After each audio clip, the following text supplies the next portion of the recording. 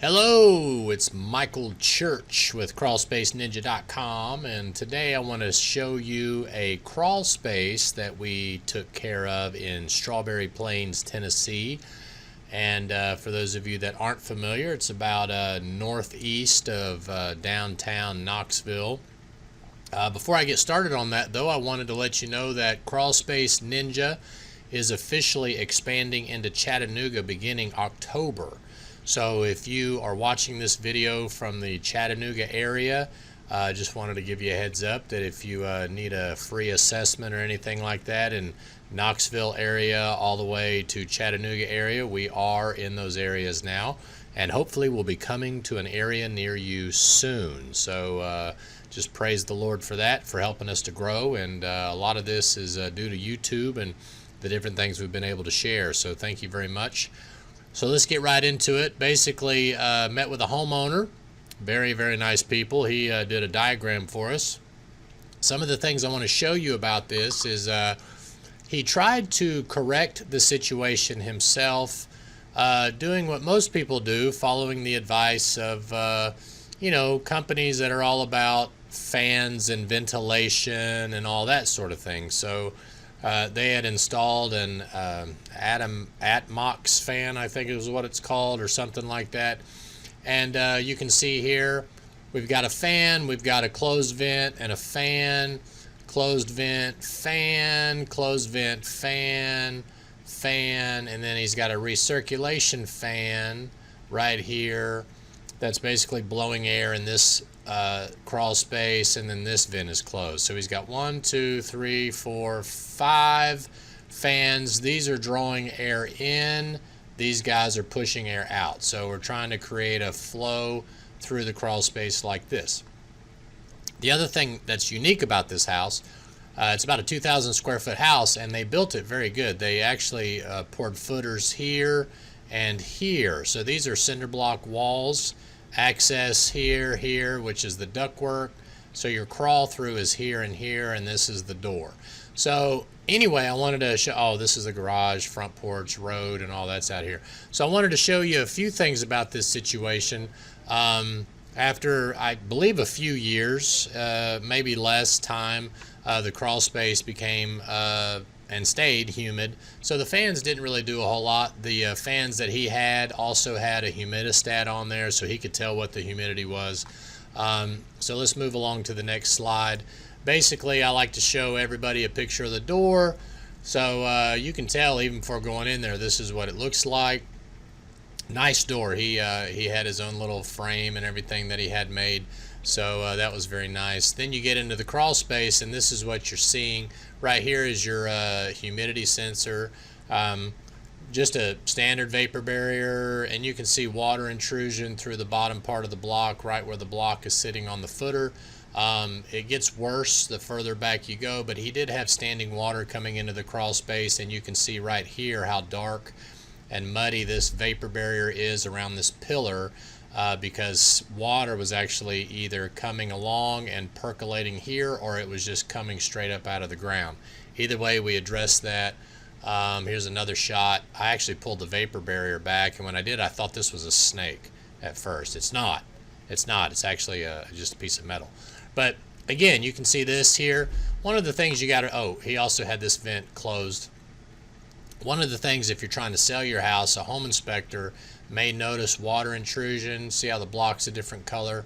That is typically something that they're going to note on a home inspection. Now, I did pull the vapor barrier back. At the day I was there, there wasn't not a lot of standing water, but you can see again, this is that pillar I was telling you about. You can see the water mark, the efflorescence right here, and then the mud stains. So then we get to a little bit open part. This is that ventilation fan in the front part of the crawl space I was telling you about. But look right here.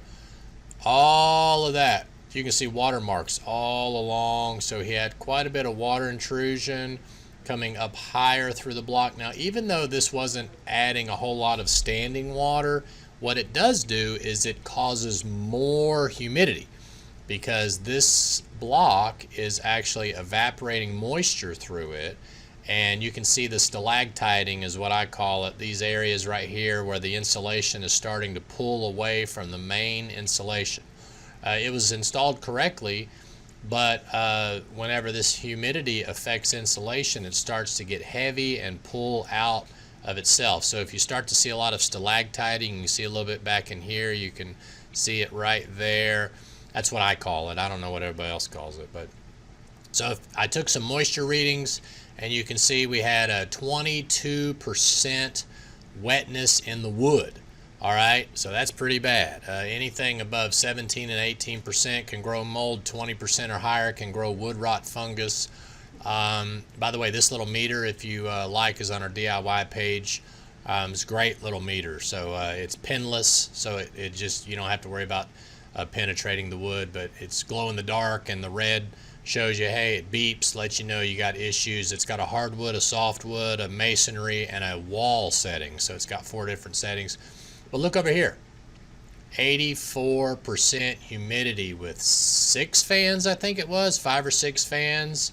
So the fans didn't do any good. Did I tell you we're in Tennessee? We're in East Tennessee. It's humid in East Tennessee. So if your makeup air is coming from the outside of the crawl space, so you're drawing air in from the outside, and that makeup air is 84%, guess what the crawl space air is going to be? 84%. So anyway, there's nothing wrong with ventilating a crawl space. You're supposed to ventilate, but you should control humidity while ventilating. So anyway, there's just a certain way you got to do it, which is, you know, the way we do things around here. So now look at this. Oh my, look at all that. Oh, look at that. Oh, what do you think all that is? I know it's kind of hard to see, but that strap that was holding up, it's a hanger that's holding up the insulation, was actually rusted. Look at the stalactiting here. Look at all that nastiness. That's wood. That's not insulation. Look how dark that is. Look at this. I don't know what that is. I don't know what kind it is because we didn't test it, but sure looks like some kind of fungal growth to me.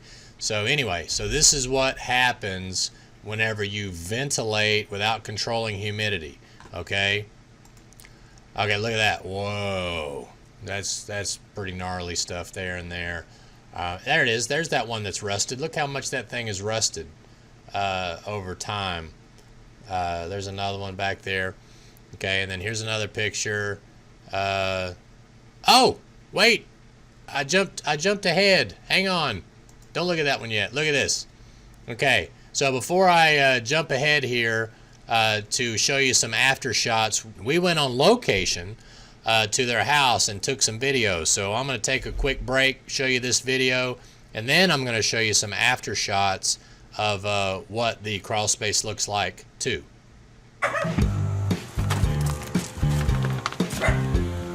Yeah, there shouldn't be no varmints down there either. Hope not.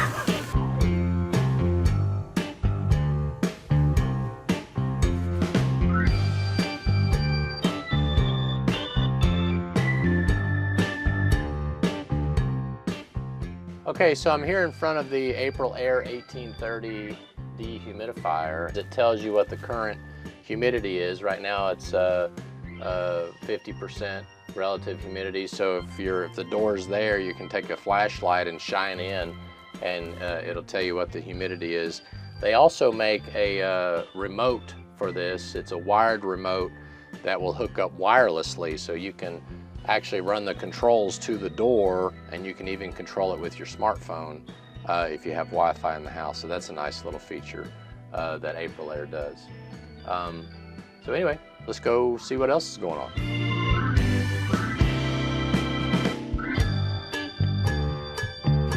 Okay, a couple things. Number one, as you can see, this was the block wall I was telling you about that goes into the other section of the crawl space. Well, they poured a footer here, so our pipe is actually running underneath me into the sump pump. Okay, so the sump pump is buried down in, it's surrounded by pea gravel. We use the Flowtech 5-year Pro Series sump pump, so it's all cast iron, 5-year warranty. It's really nice. It's a great sump pump.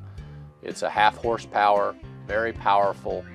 So we have 3 of these installed, As you can see, we've got the tube running into the Dranjer drain, and for those that don't know, we install a Dranjer drain in our sump pump lids, and the reason why we do that is if you ever get a leak from above and it hits the vapor barrier, that water's got nowhere to go because it's a big old swimming pool down here, swimming pool liner. So what we've done is we give the, if there's ever a leak, which hopefully there never is, but if there is, we give the water a place to go inside the Dranjer drain. So that's a sealed system. It's got the vapor barrier actually tucked underneath the lid. And if you notice also above the sump pump, there's one of our vents that's been sealed up using our R10 foam board and spray foam. So it's a thermal barrier as well as an air barrier. That keeps all the hot, humid air and cold air out to condition the crawl space better. So one of the other things, since this is an interior wall, we did not insulate this wall. We only insulate the exterior walls. So this wall does not need to be insulated. All right.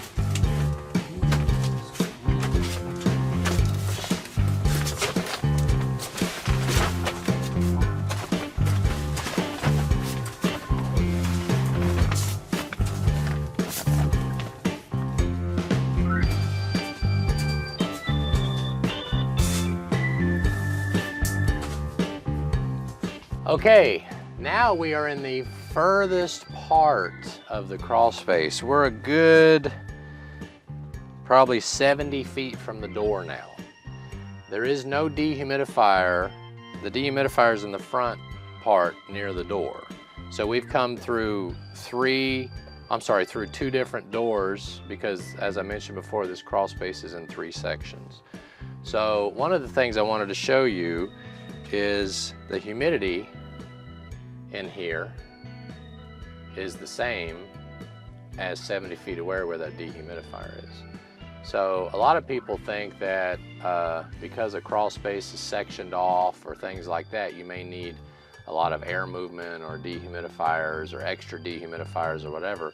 And I would rather you over dehumidify than under dehumidify, but at the same time, as the air gets drier in that section of the crawl space, it wants to pull the moist air from this section that direction. Moist air always follows dry air. Okay, so that's one of the nice things about having a dehumidifier. And again, I'm not changing anything. You can still see it's what is it? Now it's 50. So it's just depends on where you put it. Low, it's 49. High, it's 50 something. So it's a good system is all I'm trying to say. The magic number is under 60.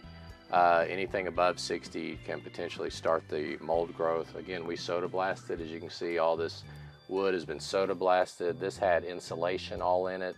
Oh my goodness, it was so bad. I think I've got some before pictures that I can show you. So this was all had insulation and everything in it, and just a lot of moisture trapped. And the homeowner actually had put in 5 or 6 ventilation fans thinking that that would fix the problem. But if you've watched any of my videos, it depends on where the air is coming from. So if you're pulling hot, humid air from outside and you're using 1, 5, 10, 15 fans, it doesn't matter. You still got a hot, humid crawl space. So appreciate you guys watching this video. I hope this was helpful. Just kind of gives you an idea. By the way, this is our 10 mil vapor barrier. As you can see, it looks really nice. So this is directly on the dirt. Holds up really good. We like this vapor barrier a lot. We've also got a 12 mil available if you're dealing with rocky or hard terrain that could possibly puncture a vapor barrier. You might want to upgrade to the 12 mil. So appreciate y'all watching this video. Let me know if you have any questions. Please like the video down below, and hope you make it a great, happy, and blessed day. Thanks for watching. Okay, I appreciate you watching that video.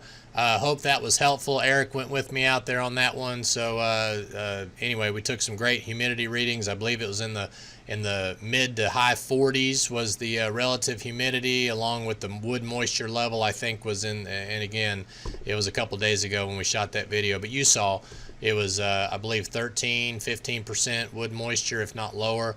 So that's great. Hopefully you like the way it looked. So now let's take a look at, here's a before and after shot. Again, before, after soda blasting. Look at that soda. You can even see the soda lines where the guys marked it up. Man, that looks great. When they go to sell this house, inspector's not going to give them any problems at all. This looks wonderful. Now, some people might think, well, why didn't you put insulation back between the joists? I don't like fiberglass. I think it's a nest for rodents and raccoons and possums and mice, and snakes follow them and all kinds of stuff. So what we do is we insulate the walls behind the vapor barrier. So that's how we insulate it. We use an R10 termite resistant foam board, so that way we don't have to worry about getting termites up the walls or anything like that. Now, it's not an excuse not to have your termite treatments and all that sort of thing. It's just a nice thing we do. A little add-on is to add the R10 foam board in there. We still leave the termite gap per code, still ventilate per code. We still have to insulate per code, so don't think that this is a non-insulated crawl space, because it is. All right, and then I'm going to show you one last before and after picture. So here's your before. This is the same space, by the way. This is that pillar right there. Okay, so we trenched all along the entire foundation. You can see the sump pump sitting right there, and I don't know if you remember, but I showed you that that crawl space was actually 3 different crawl spaces, so we couldn't connect those 3 with a trench and our easy flow pipe. We actually had to do 3 different perimeter trenches with 3 different sump pumps because of how the house was built. Built very well, but unfortunately we had to install 3 different systems. Had the humidity set on about 50%. This is our April Air 1830, very, very quiet dehumidifier going into the condensate pump. Condensate pump goes up and drains into the sump pump. Sump pump pumps all the water out. We got our foam board behind the wall over here. All of our pretty R10 non-reinforced, no cat pee guarantee vapor barrier. Before, after. Wrapped our pillars real good. Everything's real nice and clean. We got our Crawl Space Ninja protection sign up there. So anyway, I hope you like this video. Hope it's a good representation of what we do when we do the corner-to-corner inspection of the crawl space before, making sure that we check everything. The only other thing I would maybe recommend that they do eventually is get the ducts sealed at the main trunk. There was a few areas where the ducts could have been sealed a little better, but this crawl space is going to be protected for a long time. Hope you like this video. Please, if you get a chance, like the video down below, and I hope you make it a great and blessed day. We'll see you later. Thanks.